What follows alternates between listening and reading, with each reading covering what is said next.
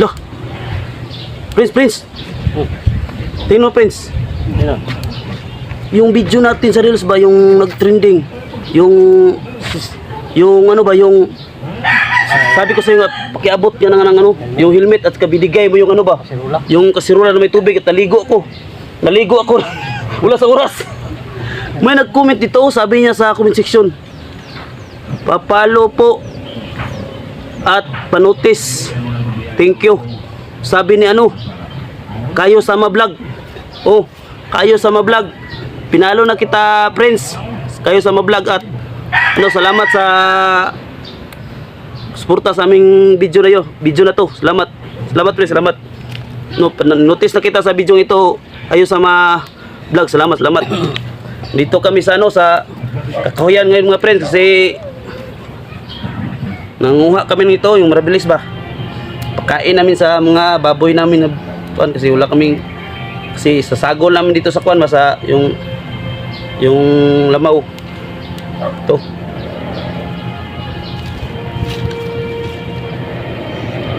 Tingnan mo, Prince. May nag-comment na naman, Prince. May basher, Prince. Nandito naman si ano, si Angelica de la Puente, Prince. Nandito naman si Angelica de la Puente. Sabi niya dito sa comment section, yung basher, Prince, sabi niya dito, nagpakatanga para magkapira. Yan. Nandito naman si idol naman natin yan. Nandito namang basher sa mga video natin. Dito magpapahuli. Nandito siya, oh. Salamat sa pagbasa aming video, Ma'am Angelica de la Puente. Magandang babae ito. Salamat. Salamat, madam. Wala kami sa mga loob sa iyo sa pagbas sa ano. Salamat kami sa iyo. Sa video namin, video na to. Salamat sa pagbas, salamat. Kasi pagpasok dito sa social media, kailangan talaga magpakatanga tayo dito kahit anong content gagawin. Hindi lang yung content na nakakalaswa. Saka pakapalan ito ng mukha dito mga friends sa social media. Kaya gagawin, magpakatanga. Tulad ng iba, yung malaking creator dyan, nagpakatanga, di ba, nagkapira. O yan dapat. Kaya hindi kami naggalit sa iyo at wala kami sa ng loob sa iyo. At sa lalo sa mga bagong content creator yan, tulad namin, bagong content creator, huwag papaapekto sa mga basher na binabash yung mga video nyo. Huwag nyo kontrahin yung mga opinion nila sa comment section.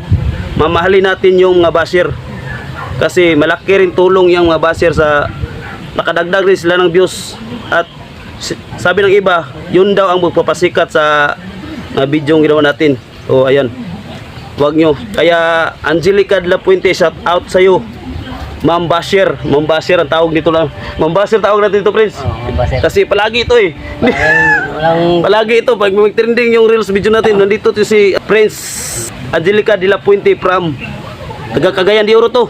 Maganda ito si Madam, maganda ito.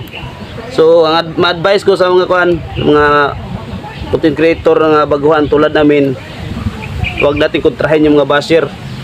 Upload lang tayo. Huwag natin kontrahin sila. Yan. Yan yung advice ko siya dahil bago lang kami dito sa social media. Yan yung advice namin. At sa mga sa mga solid supporters namin, maraming salamat sa inyong mga friends sa patuloy na pagsuporta sa aming mga video, sa mga naniniwala sa amin, sa mga ginawa naming content na nakakatawa.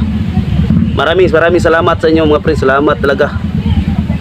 Kasi kahit bago lang kami dito social media, nakaranas din kami ng mga trending video kahit sa reels man lang.